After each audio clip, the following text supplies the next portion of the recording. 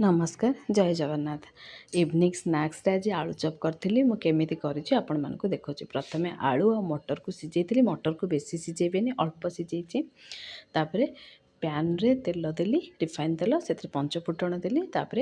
पंचफुटण फुटीगला पियाज को पकईकी भाजीदेली टिके भाजी सारापर अदा रसुण कंचा लंकार छेची देती ग्राइंडर में ग्राइंड कर देती अल्प दरबटा ताकू पकईदेली टिके भाजी सारापर बादाम पकईली बादाम टिके पुणी 2 मिनट भाजी सारापर बीट पकईली बीट पकई लुण पकईली लुण टिके पकई सारापर मटर को जो सीझे ताकू पकईले तापर हलदी धनिया गुंड जीरा गुंड पकईकी 2-3 मिनट भाजी सारापर तापर आलू को जो चकटिकी रखी ताकू पकईदेली तापर पकईकी पुणी 2-3 मिनट गोलैदेली